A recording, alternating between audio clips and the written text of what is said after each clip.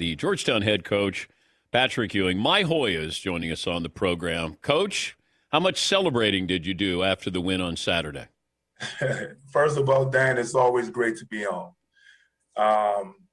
We celebrated a lot in the locker room, on the bus ride back to the hotel, stayed up a little bit. I know that my players, they probably stayed up the whole night talking. Some of them, they took turns taking the trophy to their room.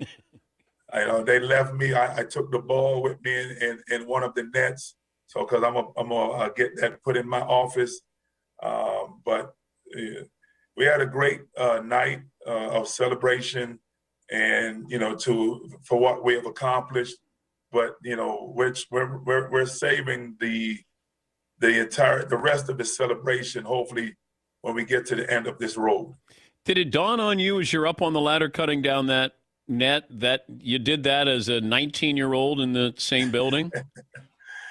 I didn't think about it. The only thing I thought about was that, someone told me that on that night was the night that Coach Thompson got hired at Georgetown, 49 years ago.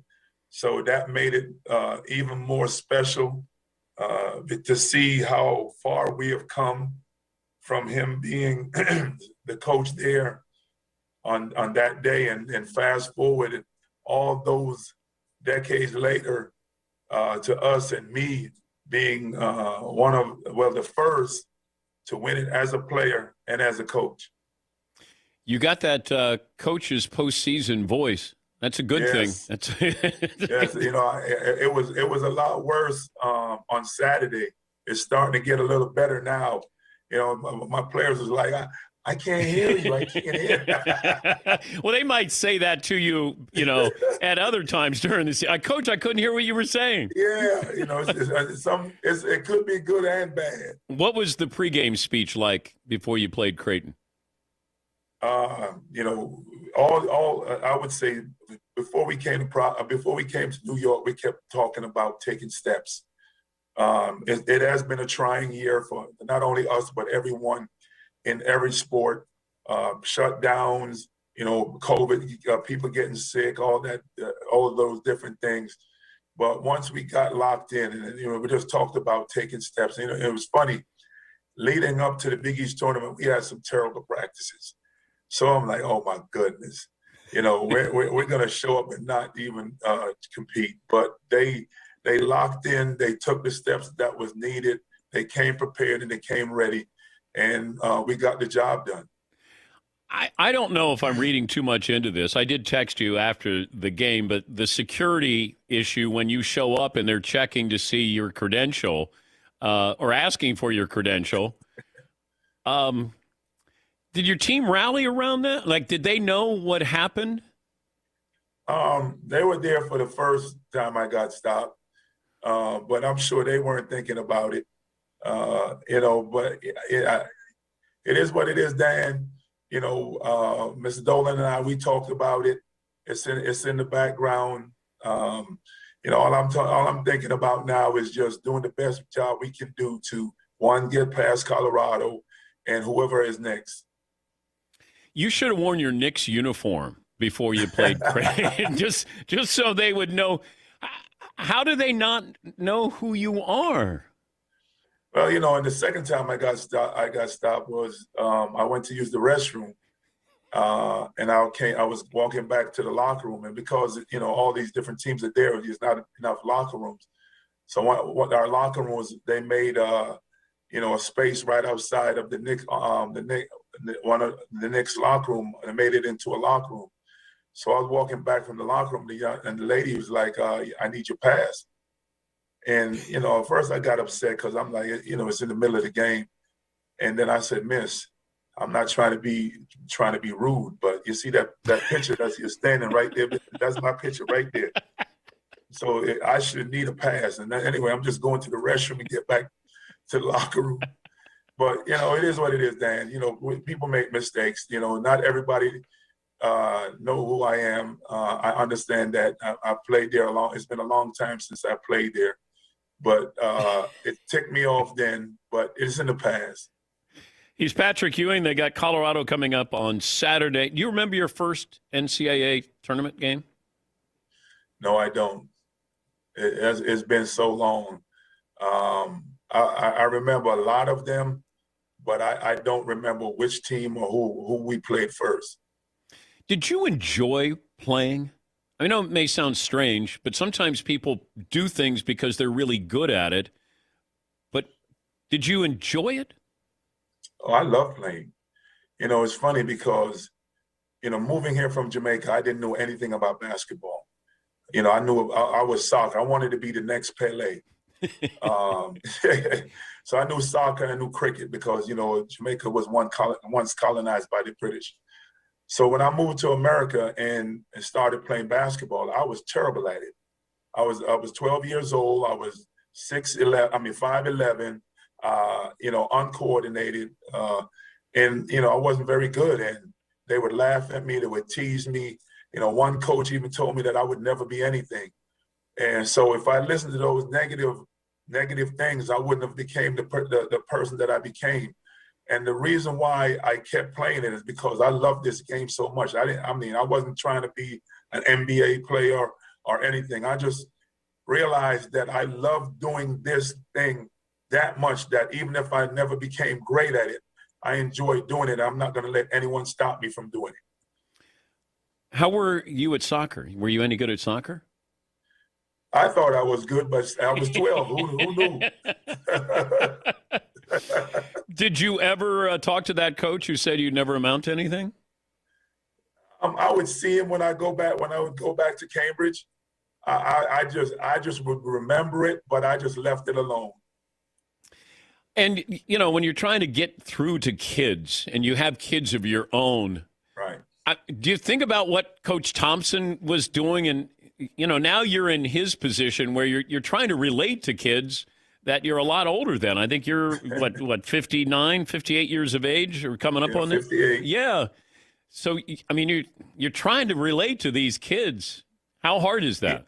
Yeah, it's a different era. What Coach Thompson used to do to us, I don't think I can do now.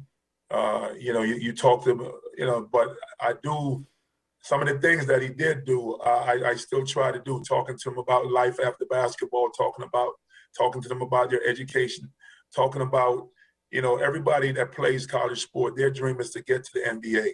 Well, here I am. I'm a person who have been in your shoes and have made it to the mountaintop. Everything that you're trying to get done, I have done. So I'm a walking almanac. So ask me any questions you want. And, I keep trying to tell them, if you want to be good at anything, any walk of life, if you don't put the time in, if you don't work at it, you will never be good. I don't care how much talent you have. There's been a lot of people who have tried to make it to the NBA with all the talent in the world, and it don't work out. So you have to make sure that you prepare yourself. Who did you hear from that might surprise us after you won on Saturday and made it into the tournament? I heard from everyone. I heard from Charles. I heard from Michael, Chris Mullen. All the other Big East coaches. I was expecting to hear from Barack Obama or President Clinton. President Clinton always reach out to me for my birthday because he's a Georgetown alum.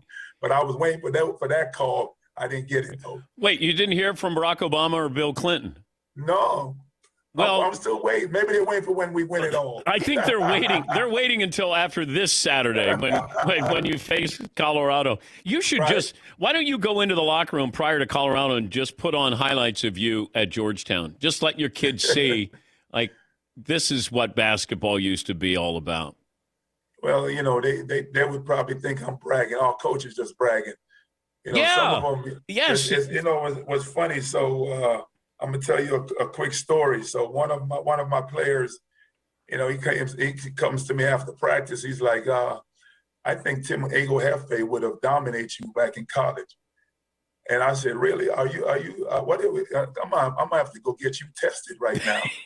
I said, man, are you crazy? I went number one overall. And Tim is a very good player for us, but there's no way in heck that he would have been able to dominate. Wait, so he thinks one of your players could dominate you. Right. He was just joking, though. Oh, okay. Yeah. He was just joking, but he just, we talk trash to each other, all day long. Don't you wish you were 20 years of age for like 10 minutes now? Well, I would love to be, and I don't know about 20, but I'd say about 25. With the type of money that they're giving out in the NBA right now, I would definitely get one of those $300 million contracts. What did Jordan say to you with your text? He just wanted to congratulate me. Oh, okay. He and I have been friends for so long, and he didn't just call me after that game. After every game, he would either send a text or call. I want to take my hat off to him because he's the reason why I'm coaching. He gave me the opportunity to be a coach in Washington when he brought me on the staff on Doug Collins' staff, and that's when I fell in love with being a coach. So I want to take my hat off to him and tell him thanks. And I'm guessing. Well, I'll ask you. What do you think Coach Thompson would have said to you after Saturday night? There's a lot of different things. There would be some definitely profanities in there. But he just say, look, we've come a long way. There've been you're shutting a lot of people up for not giving you an opportunity to be a coach in the NBA. They think that big people can't coach or big people can't think, but just keep on doing the things that you're doing. Keep on working at your craft, and that's the diplomatic way of saying it. But there'd be a lot of other things in there. Like he always says, he had a PhD in profanity. Can I get your Big East tournament credential as a souvenir? My Big East tournament credential, you know what? I'm going to say this is it right here. Yeah, there you go. Little champions T-shirt. Champions T-shirt. And is that the game ball? Yes, it is. Yes, it is. I told the players that they could play around with the trophy. I'm taking the ball and I'm taking the net. The net is over here as well.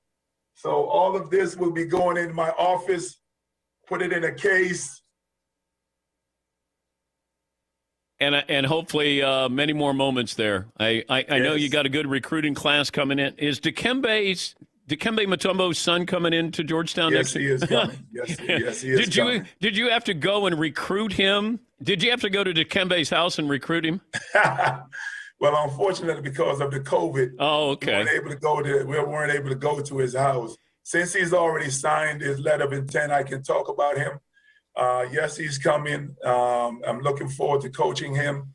He's another one of the Hoya greats, the next generation of the Hoya greats. My son went here, Alonzo's son went here, now Dikembe's son.